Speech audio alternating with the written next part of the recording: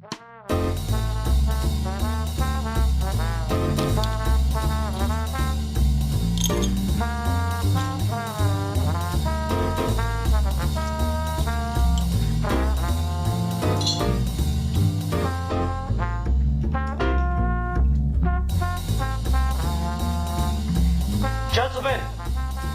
the time has come once again to discuss things. I'm in the phone with the one across the hall. If you don't answer, then I'll ring it off the wall.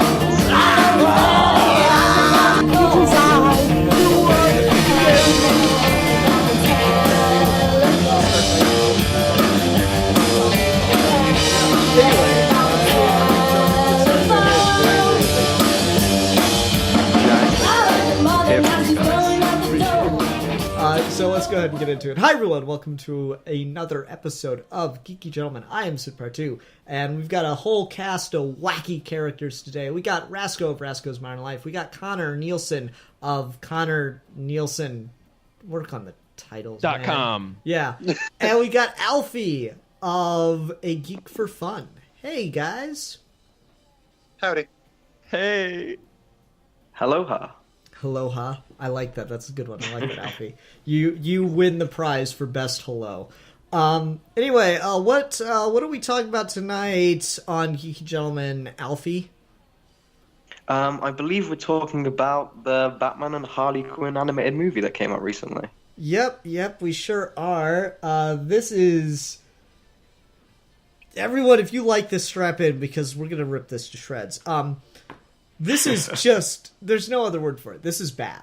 This is a horrible, horrible piece of film and animation, and it's sad, and it makes me want to cry, and I feel really bad for Bruce Timm. It's a fanfic, dude. This is a fanfic. I swear this is a fanfic. This is something you'd find on like DeviantArt, and it is totally a fanfic. Oh, ouch. But true. Connor, I asked Connor to be here, and like at first I was like, hey Connor, can you do Geeky Gentlemen tonight? He's like, sure, what are we talking about? And I was like, Batman, Harley Quinn. He's like, no, I'm not gonna watch that. I go, what if I give you a link? And he's like, fine, I really didn't want to pay for it, so whatever. So Connor, were you won over by the movie? Did your heart melt for it, and you watched it and you're like, oh my god, this is actually really good? No. This movie, I wish I had such a righteous fury towards it that you two seem to have. I'm not sure how Alfie feels, but I was mostly bored. I was gawking at how bad the animation is, because I think the animation here is unforgivably bad. This is the first of these DC original animated films that I've ever seen. And really? I have no ever. Yeah, I never saw Flashpoint Paradox or the Dark Knight Returns, or you never even Batman saw Year Justice One. League New Frontier? No, I didn't. No. Wow. I know. I have such a hard on for Darwin Cook, and I love the comic, but I just didn't really seem to understand why I would want to watch the movie if I have the comic book. That's fair. And I this is just the first one, and I was like, okay, well, I don't really like Harley Quinn. I do like the art style. It looks like it's kind of harkening back to at least fourth season of Batman the Animated Series, and I mean, there's a difference between art style and actual animation of the art style, and I think the animation is egregious. It is very, very bad. When something that actually looks like it has motion shows up and it like sucks you out of the actual experience, you know you made something that is poorly animated. I think that most of it is just really unfunny, annoying, and it goes on and on and on. But what little of substance is actually here confuses me, and I think there becomes a point where I'm thinking, no, this character is stupid because they're not thinking about this possible thing, but that's actually not even really means anything, because if you're looking at it from the other point of view, it's also stupid. So I feel like I'm in the middle of an argument between two people that I don't agree with. So that's how I felt about Batman and Harley Quinn. I thought it was very bad. It had bad animation, and I just found it a rather unpleasant experience. Okay, Alfie, how about you? Well, first thing I kind of want to interested in is how you said the animation was bad. You haven't watched the previous ones before this, so this was actually quite a bit of a step up from the last like couple of ones we've had since Flashpoint in terms of animation. It's not really a good thing, but I thought I'd give it some positives compared to like if you think this was bad. Like the fights in this, some of the shots, like when Nightwing's dodging and stuff, aren't too bad. Like some of them look pretty good in motion. These are like legions ahead of like Flashpoint or War, the one that adapted the New 52 first story arc. In terms of the actual piece, I've kind of had a weird experience with this movie where I was at seething anger when I first watched it, but for preparation for this call, because I had to stay up, I rewatched it again, and I've kind of just gone from anger and frustration to like a full circle where I've hated it so much I just don't care anymore. And it's just we feel like I've kind of just had a double whammy from Bruce Timm with the whole things that happened with Killing Joke, and now we've had this. As a Joker Harley fan, it's just like beating a dead horse that was already run over by a truck. Harley Quinn in this is absolutely insufferable. She's been like completely torn apart from any semblance of character she had in the animated series.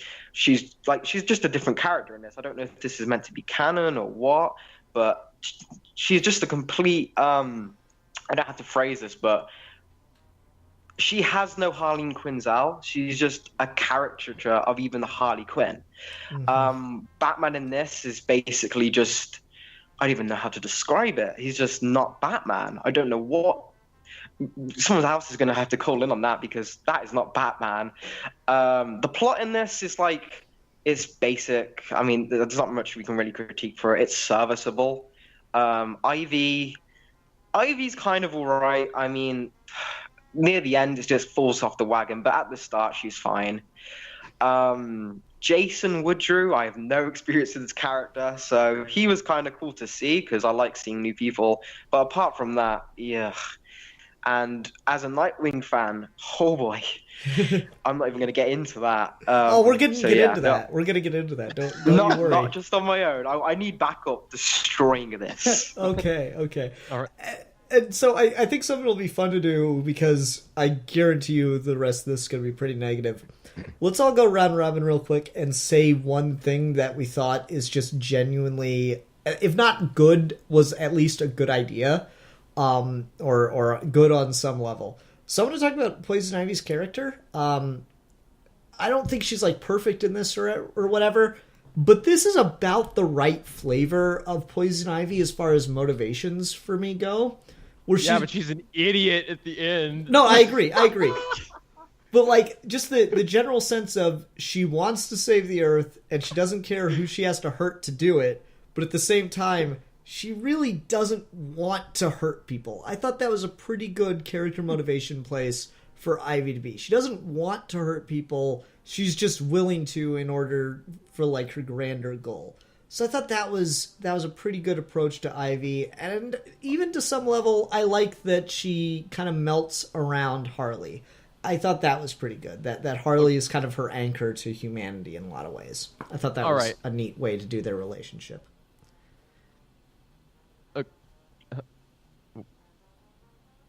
Can I list my favorite thing now? Go for it. All right. It's only one thing. It's a very small thing I liked in this. When Batman walks into that room with that one guy and he's like stirring his coffee or something, and he's like makes some like comment about how some person's attractive. Lady and he's like, Shiva.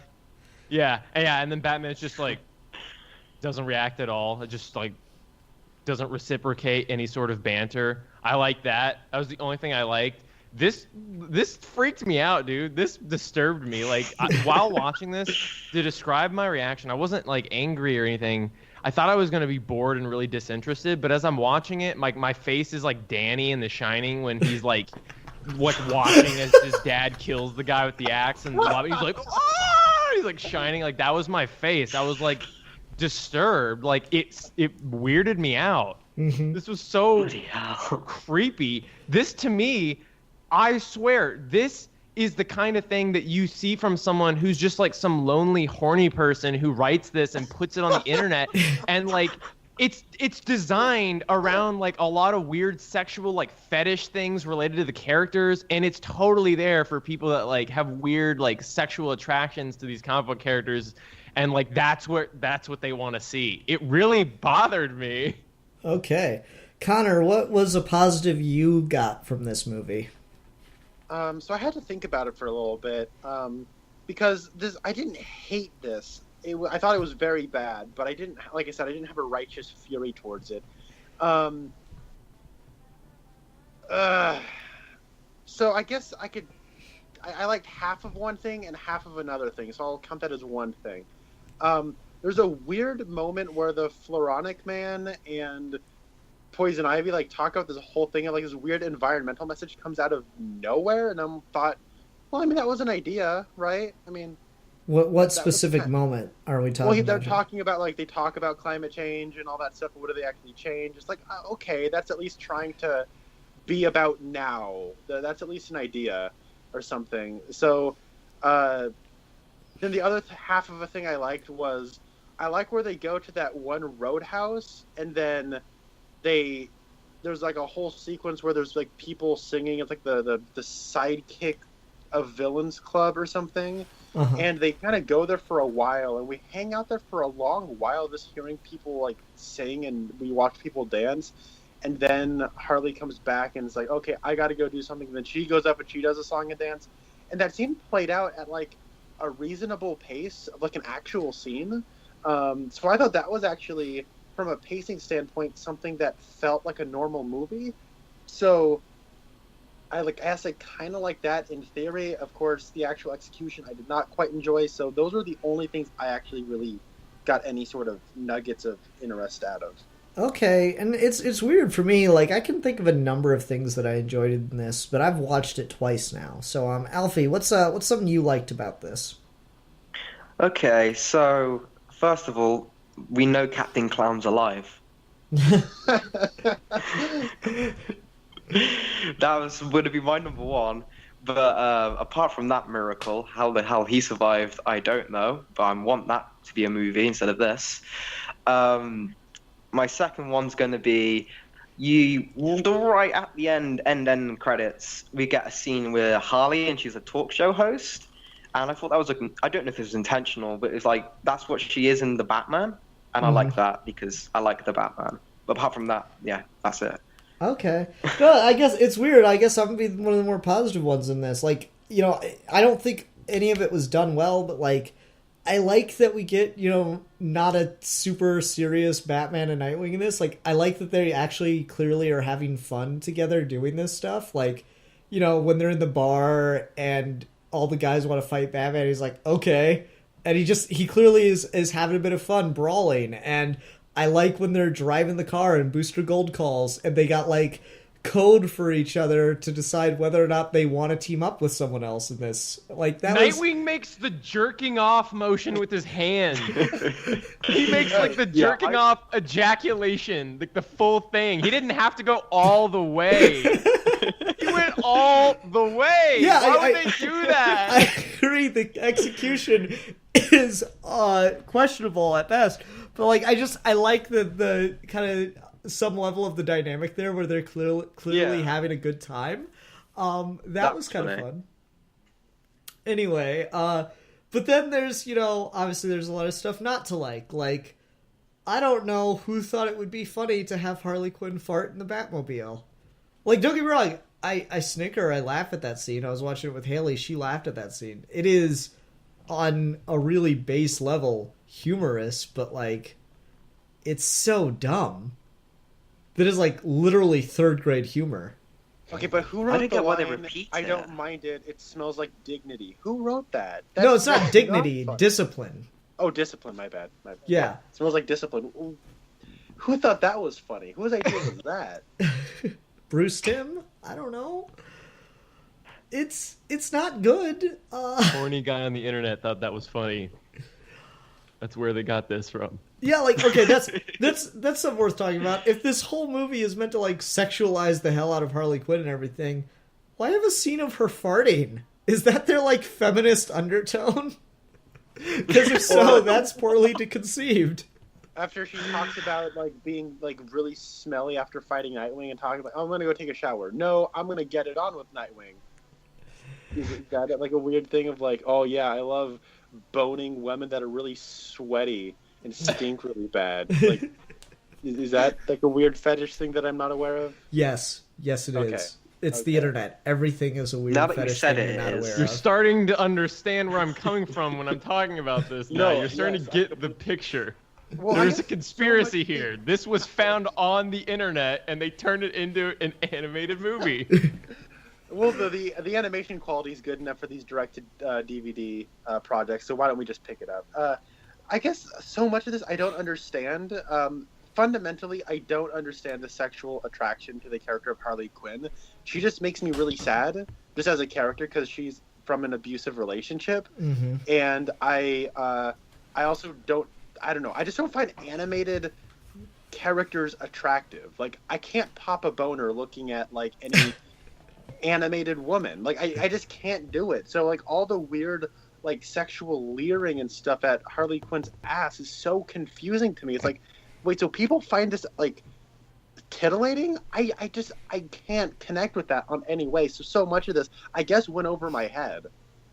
I don't know, man. People are into their cartoon babes and stuff. There's whole websites dedicated to it. Bruce Timm wrote Rule34.com. a book about it. Like, he's published the book of his just drawing sexual nudes in his style.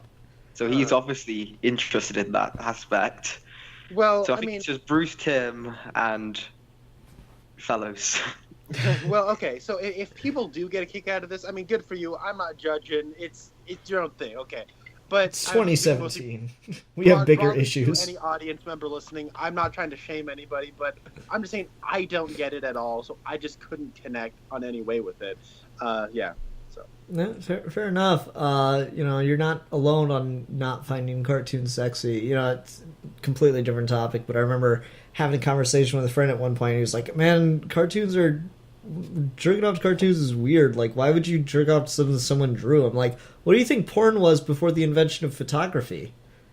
And like, it's honestly what it is. It's like, it's nothing new. It's just now it's novel because, as soon as photography happened, instantly pornography was born. But regardless of all that, it's just weird and uncomfortable. Like, okay, fine, you want to make the sexually explicit Harley Quinn movie and stuff. All right, fine, whatever. Why is it in the style of Batman the Animated Series? I don't Yeah. get What the fuck is wrong with you? Yeah, I feel like I'm a child being molested because it's like they chose the There's the weirdest pull art quote style, right there. the most innocent art style that we all know and associate with youth and Batman, and then they make these weird fucking scenes that just are wired. Like, it bothers me. It's creepy. Oh, It should. it's funny because like people have been posting this particular screen grab from this where Harley Quinn is like out of her costume, and it's right before she like kind of sort of rapes Nightwing almost. She's wearing just her underwear and she's like bending over in her closet, and someone posts the screen grab of her ass and they go, "She's got 2 butt cracks." She's got a crack above her panties and she's got a crack in her panties, but there's no crack transitioning between the two. So she has 2 ass cracks. And I'm like, Or a wow, real that's big gooch. yeah, I guess. I'm like, wow, that's really, really weird and oddly specific and poorly thought out. And it looks weird in Batman the Animated Series to do something like that. Like, it feels corruptive and destructive to the original. And like, I could just write this off as, oh, well, fuck this thing because, they use that art style. If, like, the original creators of the series weren't involved, but Bruce Timm being there really fucks it up. Bruce Timm being involved in this, like, heavily really makes me go, this is just not okay. Like, you're stomping on your legacy, and man, it's sad to look at. I guess sad is the operative word, because that's what I went through my mind too. Of, I don't know, it's weird. It's like you have a friend that, I don't know, it feels like you like this and it was really cool back when it was new and fresh, and now you're still doing it. It's like, okay, dude, it's time to move on, you know, let's do other things. It's this weird tragedy almost of, oh man, a lot of people like this whole DCAU thing, and now we've kind of moved beyond that, but I still am just kind of clamoring to it. Bruce Timm is a very talented artist. Why don't you just like do comics or something? Like, change, like try to do something new. And it's just, he's got, like, I guess he's just got stuck in this rut, this creative rut, and he's just staying there, and it's kind of embarrassing, honestly. Like, I don't. Well, it's weird because like Justice League Gods and Monsters was pretty good. Like, it's not perfect or anything, but as far as just like a neat little take on an Elseworlds Justice League situation, it was a pretty good premise. And you know, the films up to before Gods and Monsters came out had been pretty bad, and everyone kind of watched the trailers for Gods and Monsters and went, oh, this looks awful. Especially because there's Harley Quinn in that, and she's like in a really shitty costume where you can just see her panties, and everyone was like, oh, this looks really not good. And then Gods and Monsters came out, and like Bruce Timm was really heavily involved in that one, and it was pretty decent. Like, it really took it to some places and did some really interesting elseworldly style DC stuff. Like, you know, Superman being the son of Zod in that continuity, raised by Mexican illegal aliens. Man, I'm all over that. But then, like, it really kind of backfired after that. We had Killing Joke. We had this. What was the other one that came out in between all that noise? Teen Titans versus Justice League? Yeah, I didn't even bother watching that, so I can't really comment on that. And then there was Judas Contract as well. They Yeah. tried to make like the Teen Titans into another thing, and it kind of crashed. Oh no, I watched Teen Titans vs. Justice League. I didn't watch Judas Contract. Justice League Teen Titans was alright. It was just okay. It was better than this. Just, I mean, anything with Damian in it is always fun. There's nothing bad with Damian in it. Like, nothing Agreed. wholly bad. Anyway, but yeah, it's like, it's really, really just sad to look at this. It's like, is Bruce Timm just trying to get, like, fired? I don't know what's going on. I think you actually might be onto something, because I don't know if any of you had been keeping up for when actually they started promoting this. But the very first trailer for this, they actually outright state, "Oh, we just made this because Suicide Squad was coming out and Harley Quinn was popular." I've never, like, they blatantly state they did this for a cash out. It's like said in like a corporate, like, blatantly not trying to be obvious way, but for like most of these things, that's like the most shocking thing I've ever heard. Like, you see, like, they do advertisements for the Justice League cartoons. They never outright say they just did it for a movie, but in this, they straight up say they did it for Suicide Squad. So I'm starting to think you can always tell when love isn't involved in something, and part of me just wants to believe that Bruce Timm hasn't just become like this hack who's just drawing fan fiction. He just didn't care about this one, so they tried to make a joke on it, and like in the production, they just tried to make it as bad as possible to make a joke out of like a gig they didn't want to do. But maybe that's just the opposite in me.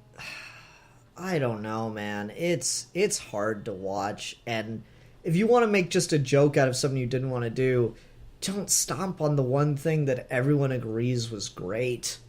Like, you know, it's too bad Steve couldn't make it to this one, but like Steve, he has issues with the DCAU, but he'll still acknowledge that it was really important, it was really monumental, and all this stuff.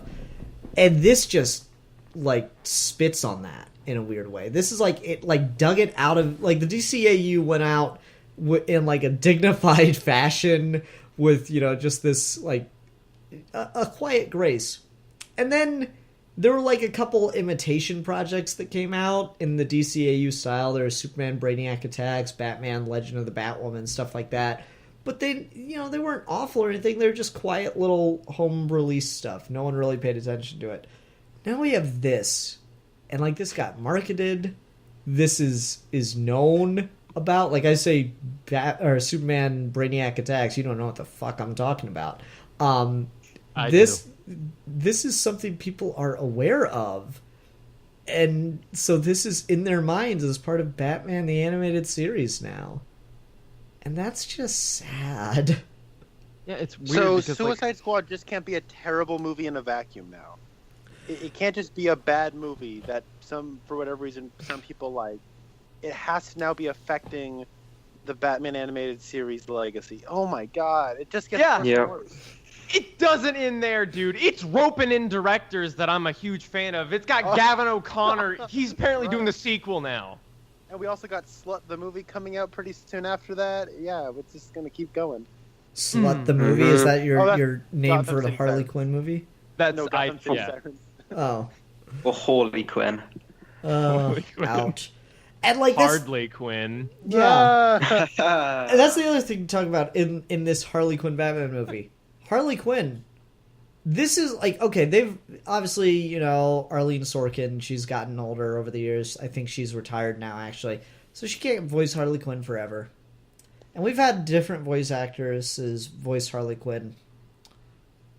This is honestly the worst one ever.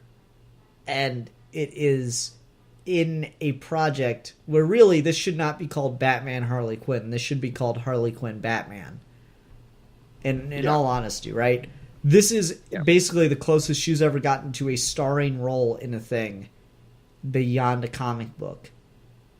And it's got the worst voice actress she's ever had in it. And it's not like Melissa Ranch is a bad voice actress.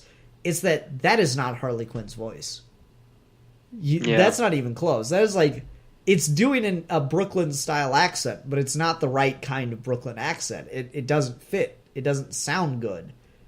It's the white. It's coming from the It's coming from the animated series design as well, which makes it even more off-putting. Yeah, like you have Tara Strong, and she does a great Harley Quinn. Like I'll be honest, I have a real hard time telling the difference between Arlene Sorkin and Tara Strong from time to time. Those two really hit each other like almost note for note as far as I'm concerned. But then you have other people that have done the voice, like, what's her name that did it in The Batman? She did a good job with the voice, too. It's just, this is, like, so not Harley Quinn. Like, what was the line when Nightwing's talking to her, and he's like, oh, you could get a job, and she's like, no one wants to hire a whore. It's so forced. It doesn't sound good. And then, my God, that fucking song. Oh my God, that is cringe. That is the definition of cringe. All right. So let me tell a work story. I work at Chessex. We sell dice. We get the dice in these big ass heavy bags that we got to lug around and throw on a table and check in before we can make the sets. When we're doing that, it is days of just pure labor in a hot ass warehouse. And for some reason, we like to make the experience worse. So we'll play 10-hour loops of like the Narwhal song on the internet and shit like that. Oh my God. Yeah. We like to make the experience worse for ourselves. What? So I played Hanging on the Telephone as sung by Harley Quinn. And they looked at me and go, this is awful. They had no other context for it. They just heard her sing there. They're like, this is terrible. And in all fairness to Melissa Raj, in all fairness to Harley Quinn, there are no good covers of Blondie's Hanging on the Telephone. Okay? I've tried to find one for the intro to this thing, and there are a lot of really, really bad covers of Hanging on the Telephone on the internet, guys. Like, shockingly bad. Like, there's a slow version of Hanging on the Telephone. It's like play with like acoustics. It's like, don't leave me hanging on the telephone. I was like, oh my God, what is this? So that being said, but yeah, Melissa Raj performing as Harley Quinn Hanging on the Telephone is horrendous and literally grates on the ear. So what other like voice performances has this woman done? I don't know a ton of her work. I'm just like, I don't want to condemn her for one bad thing where clearly there were many other things wrong with it. Like, maybe if the writing were better and they didn't cast her to do these, like, very particular things, I wouldn't have as much problem with the voice. But as is, like, it's just another bad thing in a series of bad things. And that's a problem. Oh, she was in The Big Bang Theory. Oh, She is, I believe, Bernadette, if I'm not mistaken. okay. I I don't watch The Big Bang Theory. That's the blonde chick. She's Bernadette in The Big Bang Theory. She's in the voice acting. She did She did Wasp in an Ant-Man short. She was in Star vs. Force of Evil as Baby. She's done a lot of stuff, but yeah, she's Bernadette in The Big Bang Theory. That's probably the thing people recognize her for the most. Okay. She was Kathy in The Office. If that helps. No, I've seen The Office, and I don't remember that, but oh well. Okay. I don't either. But yeah, like, God, it's just, that's not Harley Quinn. I'm sorry. Just the voice she gives it is not Harley Quinn. Thoughts? Comments? Concerns? She's I think it's just basically she's not Harley Quinn, but even in trying to do this version of Harley Quinn, like, she doesn't really, the jokes in this are bad enough, but she isn't helping them anyway. She has like really bad timing. Can you give an example? I guess when they're holding the scientist guy and he's like dying to death, I'm tired. And she like says about her boo boo. I don't know what is she supposed to say for that. Is she trying to actually sad and moaning? Are we supposed to laugh at that because like she's telling him to go date her grandmother in heaven? I don't know. But like she isn't like but on paper that already doesn't make sense why you'd put that line there if you're trying to give an emotional response. But secondly, she isn't helping like either way. Like she is not. There's no emotion. There's no passion. It just feels like she's reading it off because she's getting a paycheck. Yeah, that's a good point. That scene stuck out to me where they're trying to have that emotional moment. And I was thinking, when you're trying to get through things like this, what works the most is what you see. And subtleties in things like the animation. And I'm thinking of things like Inside Out, where they won't have a whole lot of lines for a particular scene that's really tugging at your heartstrings, and it's relying a lot on what you're seeing and the way the faces of the characters move and the emotions that you're reading just from the environment and the faces and stuff. It's a very complicated thing to try to get right. I don't think that you should be so subtle to where you have like hardly any movement. That just makes it look lazy. So that's what I got from this whole scene is this weird like slowness and like breaks between each of their lines, and there isn't a whole lot of movement. It almost looks like the animation's like loading while the scene is playing out in real time. So I don't know what I'm like. I think it's supposed to be an emotional scene. That's what the music's telling me. But if you just took the music out of that scene and you're just going off of it just based on what the people are saying and watching the scene play out, you're right. Is it supposed to be funny? I don't know. Yeah, and it's weird because like you could maybe make the justification Harley doesn't really understand how to like she specifically says she's a sociopath in this, which does literally mean that she has a very hard time understanding proper social interaction and stuff. So you could make the argument going, oh, well, she just doesn't know how to deal with death. But, like, while it's happening, that's not the time to do it. It would have been fine if it was just the scene with Nightwing later where she doesn't know how to talk to someone in the aftermath of a death. But, like, when it happens literally as a man is dying, it undercuts the emotion of the scene. Mm-hmm. And that's What also doesn't help is I barely know who that person is. yeah. Mm. Yeah, we've seen that guy talk like 3 times, and the whole time he's been mind controlled. Yeah. Yeah.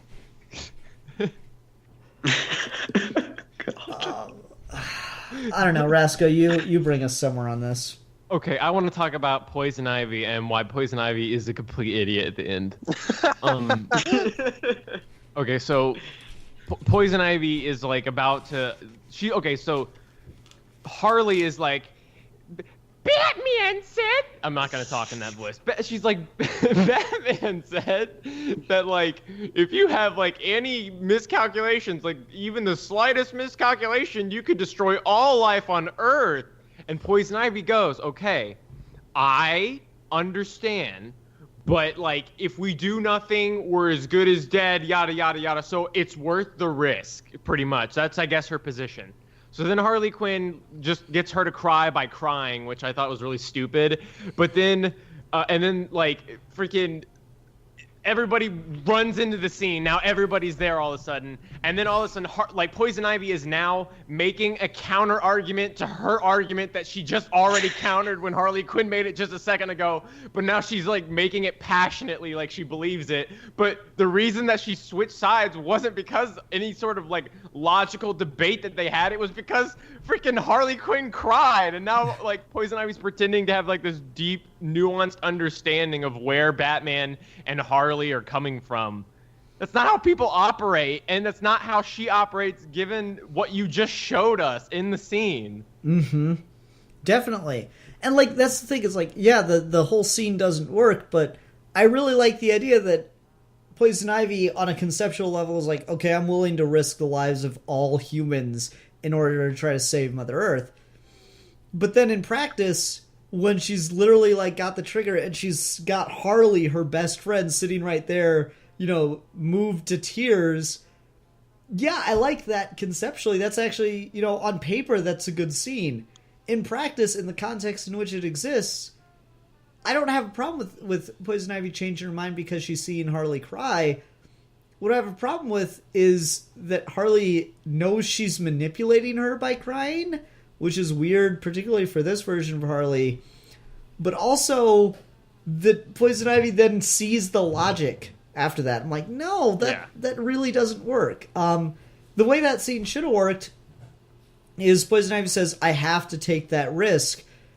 And Harley should have started crying and saying, even if that risk is me? That should have been the fact that Harley's like knowingly and obviously and blatantly like announcing that she's about to manipulate her by crying is really weird. Yeah. And I don't You're gonna make like me do it! You're gonna make me fake cry! Like, that's the thing, is like she's open about, I am doing this specifically to manipulate you, and then it's even weirder that it works. Like, at that point, she should have her guard up that she's like ready for it. She's like, oh, she's gonna cry to manipulate me. I'm not gonna let it affect me. And then it does. It's just a weird scene. Yeah. I don't like that. It's like people who have never like seen women interact with each other since middle school wrote this. Like, oh, you know, women always cry to get, and other women cry too. Yeah, I don't know, Alfie. What do you think of this particular scene? I guess while Roscoe was talking, his early comparison to a fan fiction made me just kind of had this epiphany that Harley Quinn's kind of a Mary Sue in this, where just everyone falls in love with her by the end and she can do anything. Yeah. Yeah. She gets kissed by both Batman and Nightwing, more so with Nightwing. She can change Poison Ivy's motivations on a dime, so much that she's vehemently defending her position that she changed 2 seconds ago, and she solves everyone's problems. Harley Quinn's just a Mary Sue in this film.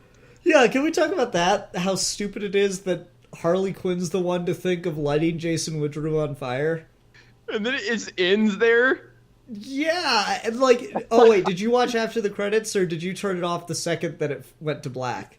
No, I freaking like went and took a cold shower after that one. Oh, okay. So you missed it. Like, okay, so shortly after it goes to black, there's like a little bit of credits, and then you see Jason Woodrue running through the swamp on fire. And then there's the full credits, and then after that, you see a scene of Harley Quinn helping this guy who's like got some kind of vague mental illness. She's like supposed to be helping him for therapy. Then it turns out she has a television show, and that the guy's in a contest to win therapy sessions, but he has to basically go through the Wipeout course to get it, and it's just stupid. So like, no, but like seriously. Why doesn't Batman think of lighting trees on fire? Like, what? He's got electricity. He's got soldiers with guns. He's got a sonic disruptor. He's got sulfuric acid. He doesn't think, oh, just light him on fire. Come on, like any other character, sure, but it's fucking Batman. Yeah, but this Batman was also rocking out to Harley Quinn's cover. Yeah. So, yeah. I mean... Maybe Harley Quinn's the best punk singer ever. Well, she is. Possibly. Yeah. Ugh. God, this fucking movie. Yeah, this fucking movie. That's my review of this movie. This fucking movie. They should put it on the box. No, Rasco won the box quote. Rasco won the box quote already. Touche. Yeah. Oh. God, I can't. Alfie, you take us somewhere. What's something you want to talk about with this? Well, I guess we've kind of touched on the general like disappointment with it, but do you think there was any way to salvage this movie as just a concept, or do you think this is just the best they could have done with what they were given, and we're just kind of doomed for mediocrity at this point? I mean, if Paul Dini had been involved, this probably would have been a lot better. Paul Dini knows how to write his character. And this just doesn't. This is the meme version of Harley Quinn. So, if they were committed to making it the meme version of Harley Quinn, I don't think you could ever save it. Because that, Alfie and I did a whole video on Harley Quinn. That is not a good character. The meme version of Harley Quinn is Diet Deadpool, and it's not fun to read. But if you wanted to make a movie that was actually about Harley Quinn, even if you don't want to do something that's like got a lot of pathos to it, if you just want to do a fun movie about Harley Quinn, first of all, you don't make Batman Harley Quinn. You make Poison Ivy Harley Quinn. Right? Like, or that's... you do that could some have sort worked of with like this plot. Christmas themed special where it's like Harley Quinn helps Batman on Christmas and it's really lighthearted and not sexual. Well, that's the weird thing about this is in a weird way a reboot of a pre-existing episode of Batman the Animated Series. Like, beat for beat, this is, what is it, Harley's Day Out or something like that? Or Harley's Holiday. Yeah, Harley's Holiday. Yeah. She's out of Arkham on parole when Batman comes and gets her because he needs her help to take down another villain. She runs around with him. She's incredibly annoying but charming and manages to help out in situations. She even sings a song in that episode. It's a much better song than the original episode, by the way, which I just found out the other night was actually a pre-existing song and they changed none of the lyrics. So Say That We're Sweethearts Again by Harley Quinn is probably the best song ever for Harley Quinn, as opposed to Hanging on the Telephone. Really fits. Yeah. But like, and then at the end, she's able to, kind of help save the day in the end. It even, oddly enough, like, even though it doesn't have the change the villain's mind kind of thing, it ends with the, cheesy transition. Like in that Harley's Holiday episode, it ends with a heart transition on her and the Joker. In this, it ends with the circle transition on Batman, Nightwing, and Harley kissing her. Nightwing, Batman kissing Harley. It's like beat for beat, like they made the bad version of that episode and stretched it out to an hour and 14 minutes. No, yeah, it's exactly that. Why is she tickling Nightwing when Batman gets there? I don't want to know what the hell happened in that bedroom, okay? The less we speak about, the better. No, let's do that. Let's talk about that scene. So wait, no, how did Batman know to find them there? I don't know. You could Is it a hear tracking it. device or something? He was like, Nightwing should have reported back to me by now. Oh, And then he okay. got on his little thing and was like, I'm tracking him. Okay. Okay, but like, yeah. So Nightwing and Harley Quinn having sex. I have one word. The fuck. Yeah. I don't know. Alfie, why don't you start us with your thoughts on this? All right, so I'm not going to beat around the bush. Nightwing is kind of a man whore. Like in the comics, he's got quite an impressive like list of girlfriends, and like he's known to be quite promiscuous. So like that, I'm not ignoring that.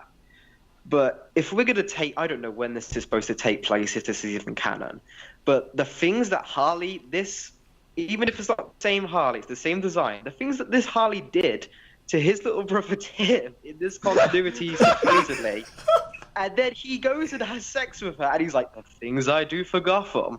I'm like, I'm sorry? What? I didn't even think of that. Oh my god, yeah. She helped ignored- torture Tim Drake. He ignored the rule, never stick your dick in crazy. He ignored it. He broke the fucking rule, dude. Oh my god. Yeah, that was pretty freaking ridiculous. And then there's just like the context of the scene of like her turning off the light and crawling on top of him on the bed. I'm like, I mean, at And he's the end, tied up. yeah, at the end, he's like, like, the what? things I do for Gotham, and she's like, I'll take that as a yes. I'm like, okay, I guess that's consent, but like, what would this scene have been if he said no? Like, is she really gonna back off at this point? It doesn't seem like it, and that's weird. It's just creepy. Resco, you were talking about having the Danny face while you were watching this. What was your reaction for that scene? That was like the pinnacle. Like, okay, so you know the scene. Okay, well now let's transition. So, also in The Shining, I don't know what the character's name is. I'm sorry, I'm gonna sound racist, but the black guy in The Shining who gets killed with the axe, when he's on his bed and he starts like shining and like it like starts backing out and he's got like the naked lady on the picture frame behind him. You know what I'm talking about? Yeah. That was the face. That scene happened. It was his face. I'm pretty much was shining while I was watching. This movie made me shine, pretty much. Rascal, what do you think of Nightwing / Harley Quinn? Is that your new favorite ship? No.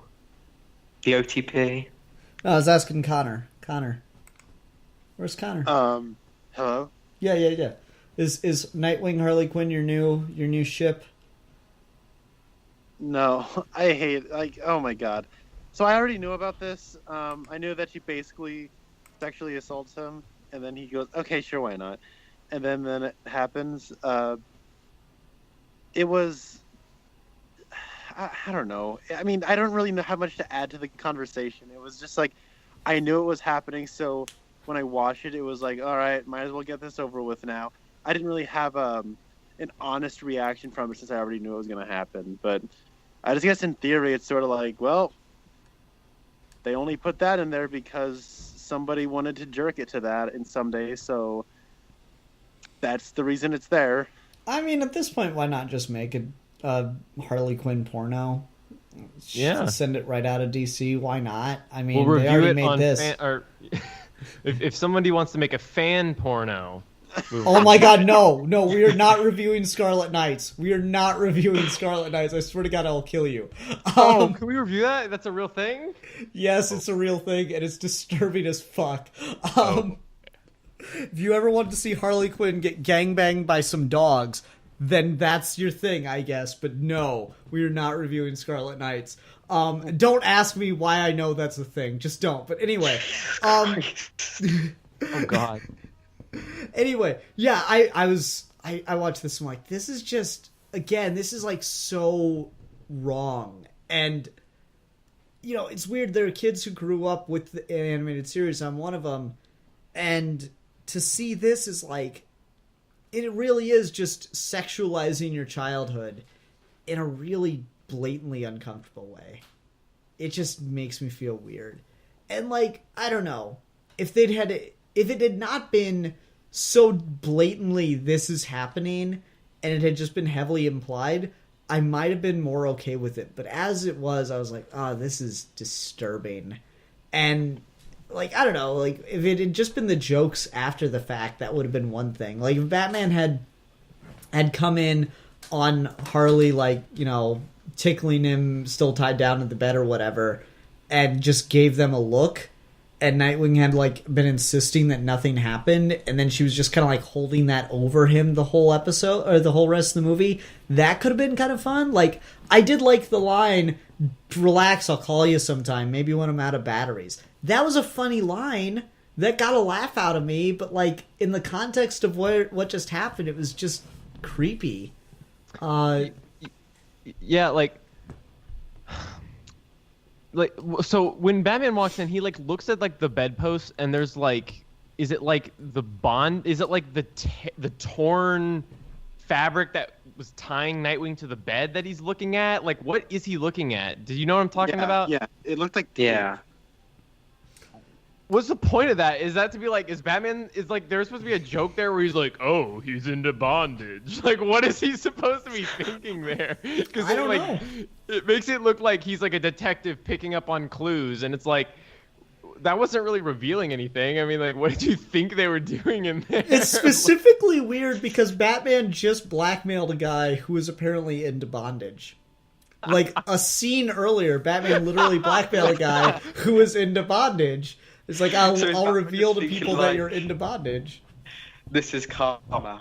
Now my ward did it. Yeah, like is this guy gonna now know that Nightwing's into bondage and gonna use that to blackmail Batman? Is that what's gonna happen here? Oh dear. So I got a question here. I don't find Harley Quinn in this movie at all sympathetic. Like, she's not showing up to her parole officer.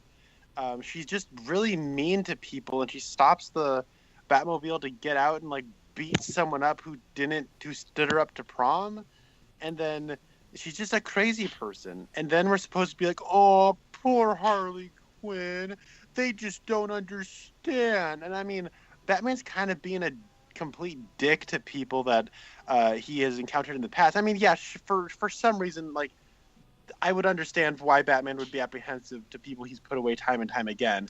But he seems unsympathetic to the idea of people reforming. Now, I know this is the DCAU where no one stays reformed for longer than an episode.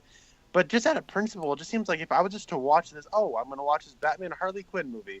It seems a little like weird that Batman's just kind of a jerk to, and I'm, of course, when I say jerk, making the ejaculation motion. But when they do that, it's just like, so I don't find Batman sympathetic, and I don't find Harley sympathetic. So this whole dynamic of, should you accept people that are trying their best to reform, then the whole argument here is shot. And I also, I hate where she's working. Okay, so I like the idea that we might be trying to touch upon people that are trying to, get out of the criminal lifestyle, have a really hard time finding work. That's always kind of been something that's fascinated me about ex-cons trying to readjust to society. But then we have like that whole sleazy bar, which only seems to exist for the sake of, oh my God, it's gonna be some hot cartoon lady dressed up as Starfire, and we're gonna have a poster that has like Wonder Woman's tits on them, and then we're gonna have them touch Harley Quinn's ass, man. Yeah, I was shining in that scene. That was a major shining moment for me. But then what's gonna happen is she's gonna beat him up when he touches her butt, and then, so it's gonna have like a feminist message to it, right? We're like, oh, she's tough, don't mess with her, but we're totally gonna be leering at her the whole time. It's like the old like sucker punch paradox of, oh, you don't get it. We can objectify them and empower them too. It's so fake. Yeah. See, and it's weird because, like, on some level, yeah, I'd believe that would exist in the DC, any version of the DC universe. I don't need to see, like, if you're going to show it, it should not be in the animated series style, because that's just so... Exactly. That's so not the animated series. Like, animated series had that whole, like, kind of out of time feeling to it. And they tried to keep it here. Like, if you look at the cars, they got all the 40s jet engine style cars and stuff, or 50s jet engine style cars. That's not the kind of place that would exist in the DCAU, in my mind. That's just not the kind of club people would go to. And I don't know, maybe that's a little unfair considering that, you know, Batman the Animated Series had a club or a casino that was modeled after the image of the Joker, so maybe I'm a little wrong there now that I think about that sentence, but still, like, it's just so sleazy. That's not, like, something that I would expect to see in the DCAU. And it like, on some level, I'm like, yeah, that would be a thing. I totally believe that would be a thing. Like, you know, people would be selling superhero logo t-shirts on the street. That would totally be a thing. But Do you I think just it's don't like need to see it. insulting the audience? How so? Okay, that scene, the guys in that bar are literally the guys that I'm saying would write this kind of fan fiction, and like, and to me, this is like, yeah, this is you. If you wanted to watch, like, if you are enjoying this, this is you. Like, these guys in this bar, this is who you are. So what you're And, saying like, is these people are masochists, right? yeah, it's like making fun of the audience. I'm not saying like I'm with or against it on that, but I'm saying like that's what it seems like it's doing. Maybe, I don't know. It's weird. It just reminds me of an episode of Game of Thrones where Tyrion and Tyrion and Viserys or Tyrion and Joran, they're in a brothel, and there's one of the prostitutes walking around and looks like Daenerys. And, like, that's all it reminds me of. It's like everyone's jealous of her because she gets the most money. That's what it reminds me of. And I'm just like, it's just not right with the animated series. It doesn't work for me, and it's sleazy.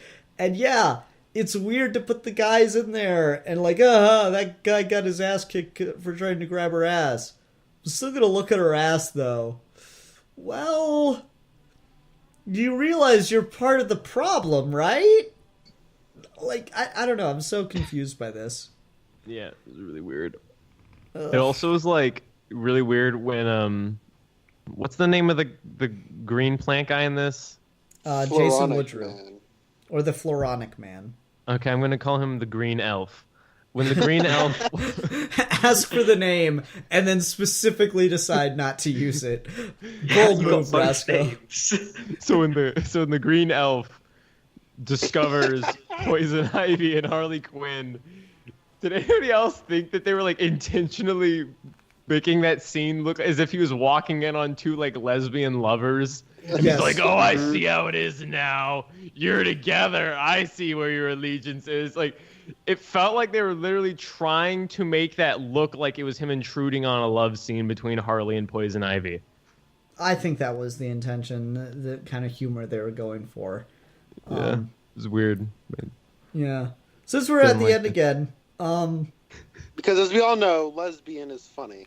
yeah. Since we're talking about the end again, the fuck's up with Swamp Thing in this movie?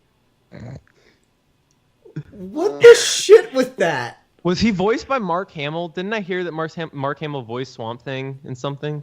I don't know. Let me look it up since I'm on Didn't IMDb. sound like. If he did, he surprised me. But Yeah, I gotta figure out who voiced Swamp Thing because I'm curious about that now.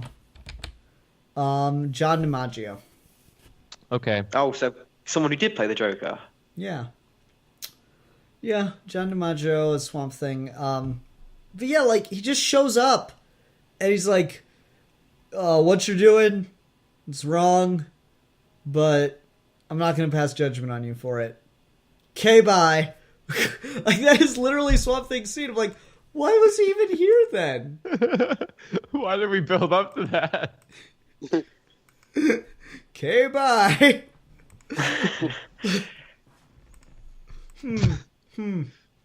Okay, bye. I mean, part of it as well. Jeez. Oh, good.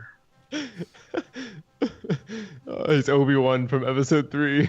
Bye, Anakin. Love you. You're my brother. Bye. Let's burn alive a little bit more. Taking your saber. Okay, thanks. Yo, I'm gonna give this to your son. He's gonna love it. All right, see you. Yeah, pretty much. Pretty fucking much. This is pretty freaking awful. I don't know. No one else had any other thoughts on Swamp Thing? I was the only one that found that really weird. I mean, I thought it was just one of those things. It was fan service for like an audience where, I mean, did Swamp Thing even exist in the DCAU? I didn't watch Justice League Unlimited, so I don't know. No. What the fuck are you doing with your life? Why didn't you watch Justice League Unlimited? Justice League Unlimited is awesome. I'm not saying it ain't awesome. I'm just saying I never got around to it. What the fuck did you do growing up?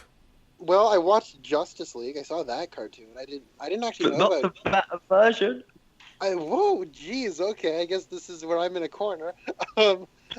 Yeah, Connor, get the fuck out of here. You fucking idiot. watched this, but not Justice League. Like honestly, if you told me. Get out of here, Ian.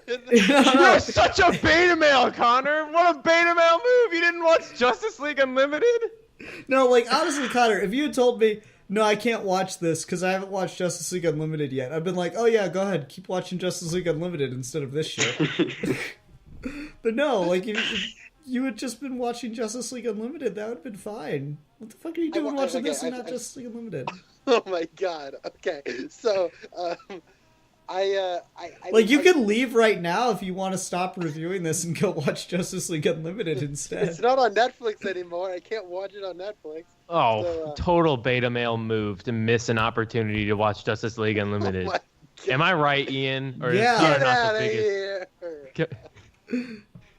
Every Anyway. time you're on the show, Connor, you just cuck it up. It's just what?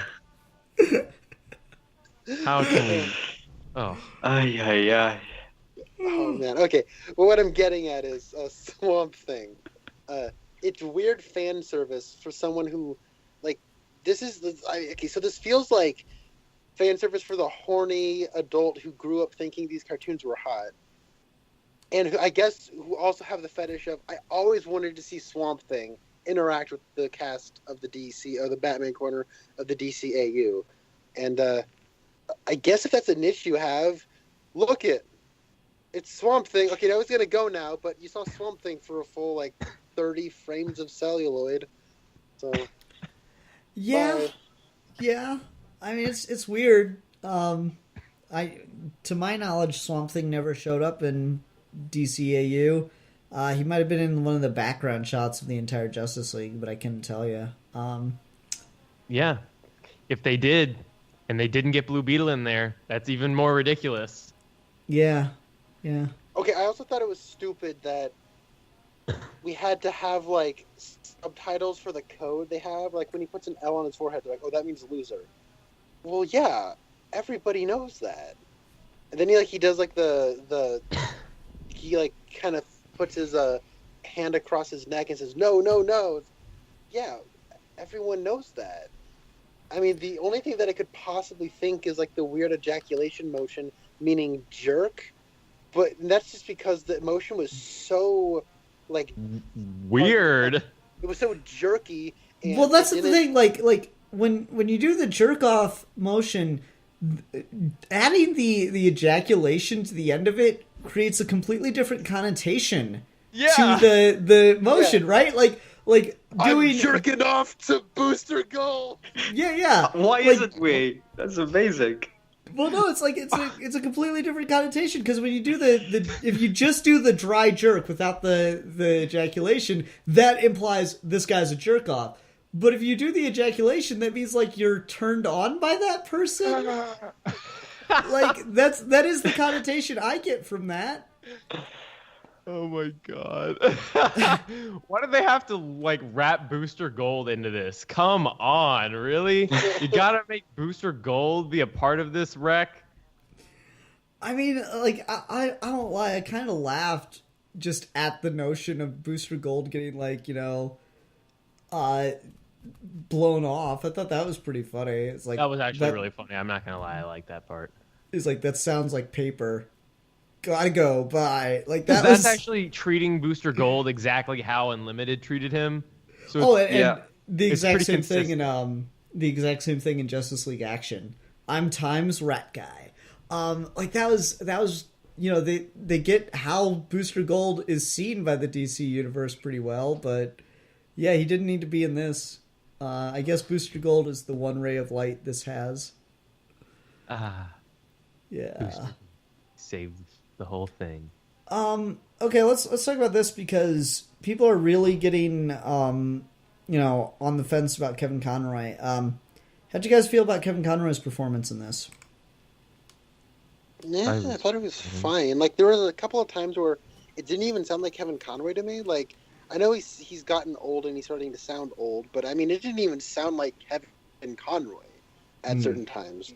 So I was like, oh, was that just somebody that got to fill him in for a little bit? Was this like a little patch they put on? I mean, overall, I mean, I thought his performance was fine. I felt like Batman was barely in this. Which is weird because he's the main character, technically. Yeah, allegedly. And so, I don't know. I have basically no opinion of it because I barely felt his presence, which is weird because it's Kevin Conroy Batman. And see, that's the thing for me. Like, I feel like people talk about Kevin Conroy and like, oh, his voice is just, it's getting really old. I honestly can't hear that, and maybe that's just on me. I don't feel like I'm hearing his voice get older. I just think that Kevin Conroy in the 90s and into the 2000s did his damnedest on Batman, and you could tell. And he put a lot of effort and love and real craft into the Batman voice. And then, you know, he retired, or they ended the DCAU for a long while. And then, like, Dark Knight came out, and everyone started bitching about Christian Bale's Batman voice because they couldn't think of anything else to make fun of the movie for. And like everyone just started saying, like it was the meme for the longest time to say, oh, we should just get Kevin Conroy to dub over Christian Bale. Like people talked. I remember being in forums listening to people say shit, or reading people say shit like that. And I think Kevin Conroy's just grown overly confident in his performance as Batman, and he stopped trying. I don't think that he's gotten older. I think that he just doesn't care anymore and thinks that anything he does will be considered like perfect. And so I don't think it's a matter of he's gotten old. I think he just doesn't put effort into the performance anymore. That's a good point. And this is a good example of it. Like, and he's like, that smells like discipline. That could have actually been a really funny Batman line, but he just delivers it so damn flat. I don't know. To be fair, though, I think this is certainly a step up for what he did in Killing Joke. Like, that was, I think, his lowest point, and I think this is probably the best he's done since Arkham Knight. But I do get what you're saying, where he is phoning it in, and I think a lot of people need to kind of move past this golden image we've had of Conroy, because we're not denying that his early work and like Arkham like series is fantastic, absolutely brilliant, but he doesn't have to be the only voice for Batman, especially now that it's starting to become more and more apparent that even he's not all that into it. But I think if you're going to do this and you're going to choose to make it in the DCAU style, they had to get him. I mean, if they didn't, there would have been outcry, which still makes less sense though why they didn't get Tara Strong, because you're going to stick to what Batman sounds like. Even Nightwing sounds like what he did. I don't know if it's the same actor, but it sounds like what he did in DCAU. I'm going to jump on Nightwing because the voice acting is horrible for that character. That is the one where it stuck out like a sore thumb to me. He sounds like, I don't know, like a guy who's really upset that his pudding is soggy like the whole time. Oh no, geez, Harley Quinn, man. what are you gonna do? Oh, shucks.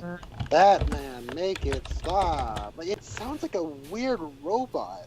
Like, I don't, like, oh man, that's the one that really stuck out to me. Everyone was, like, really hyping up how bad the Harley Quinn voice was. And yeah, I don't think it's very good, but there's range? Not with Nightwing. Kevin Conroy is on autopilot, and his autopilot's better than this Nightwing voice. This Nightwing voice is what really got me. This is the same voice actor from New Adventures of Batman. Yeah, so it is. And Batman the Animated Series. It's the same voice actor. Could have fooled me. Lauren Lester. Let's see. He was in American Wedding. A lot of random stuff. Bones television series. He played a character at one point. That probably doesn't help. Halo 4, just additional voices. I'm just looking through his IMDb. He played Iron Fist in Avengers Earth's Mightiest Heroes. So he's been around for a while. But I didn't really have a problem with Nightwing in this. He didn't bother me in this. Is this the first Nightwing he's done since animated series? Let's see here. New Adventures Batman. The Batman Rise of Sun Tzu video game. And then this, yeah. Yeah. Yeah, So this is kind of a really... Like, I thought he was fine, but I wasn't even positive it was the same guy. So this is a really bad, like, hey, we're bringing back the original voice for Dick Grayson in this, and he's, like, not going to give it really any effort. Yeah. Yay. Yeah. It was always weird when, like, just Dick Grayson's role in the DCAU. It's a confusing thing. I like a lot of the Robin episodes early on. I think he's really good in those. The Nightwing stuff in New Adventures is a whole other topic. But in this, it's like he's unrecognizable Nightwing. This is not how the character would act. Even in like a joking sense, he wouldn't like... The closest they get to him is after the guys died and he's just kind of solemnly like looking. But they drop it too soon. And I think you could have actually gone somewhere with that, with him and Harley, like, because he's more open than Batman is. So if anyone's going to like try and redeem or speak to the emotional side of Harley, it's going to be Nightwing, because he's the guy, the charming, like he's the light of the DCU, as like a lot of people say in the comics. So they kind of dropped the ball there with an opportunity. Yeah, I'd tend to agree. I think this whole thing's a mess. This is a train wreck covered in clown makeup. Which wipes away surprisingly easy.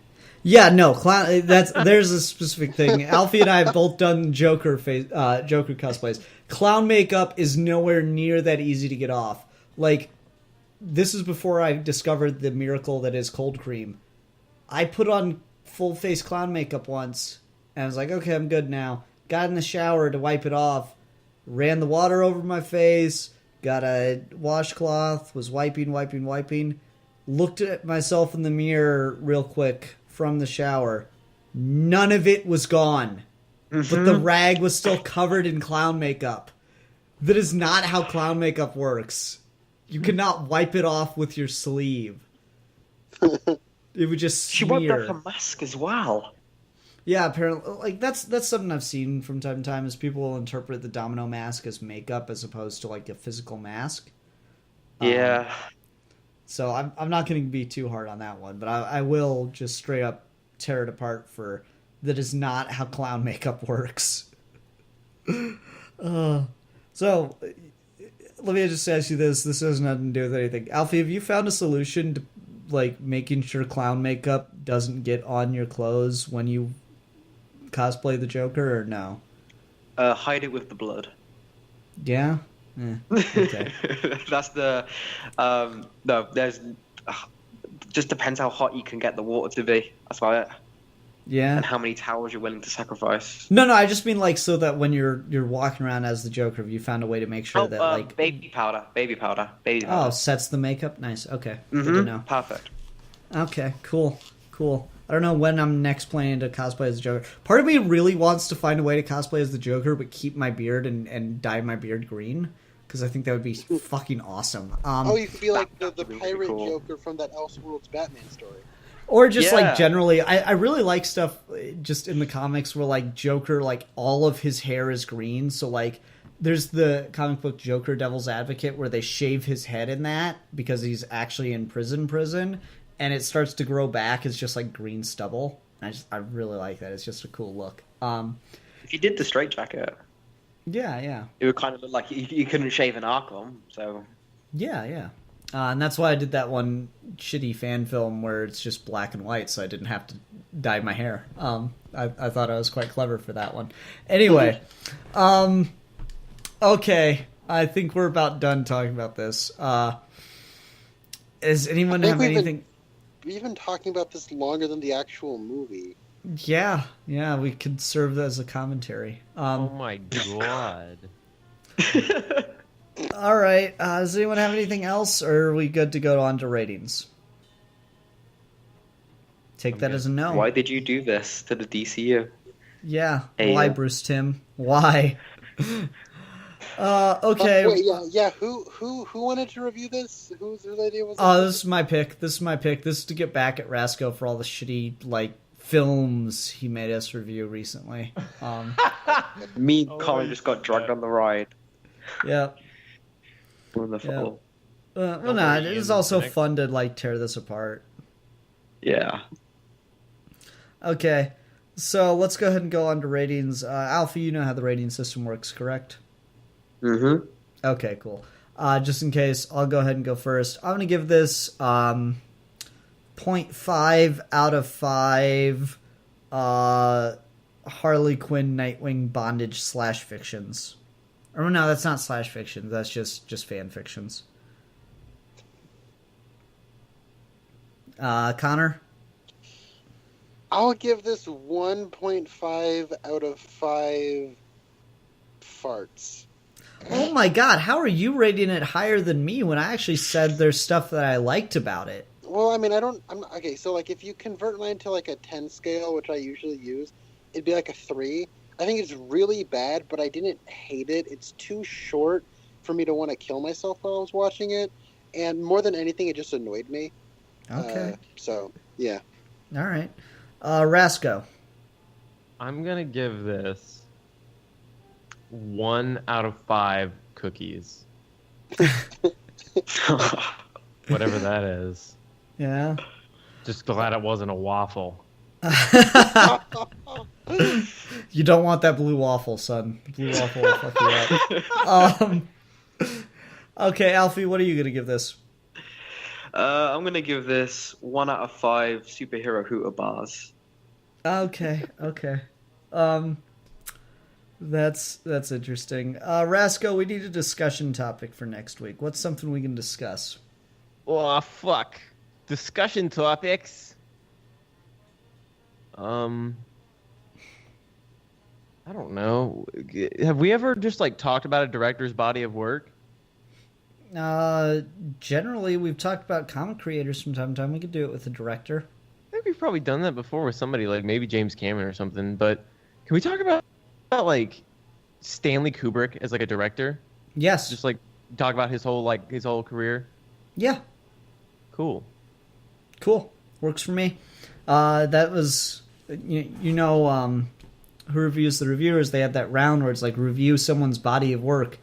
I did Stanley Kubrick for my round years and years ago now. Yeah. Cool. You can still watch the video. Anyway, that'll do it then, everyone. Thanks very much for watching. Until next time, I'm the Philosopher. I'm the beta male cuck. I'm Kai. No, I'm kidding.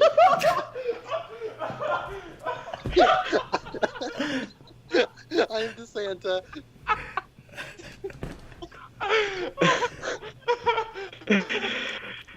And I'm not a whore. And we are your geeky gentlemen. And we will be discussing things. Inside jokes are the best jokes.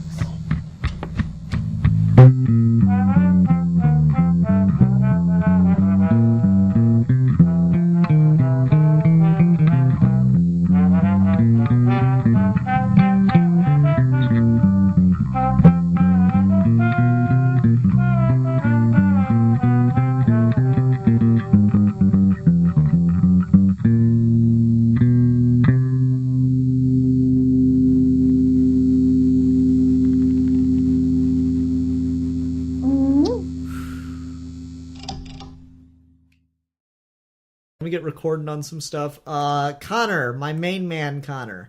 Connor, don't tell the others, but you're my main man. I need you to say a sentence, an eloquent soliloquy, but I need you to do it without thinking about it. I need it to happen right as soon as I finish the sentence, which is right now.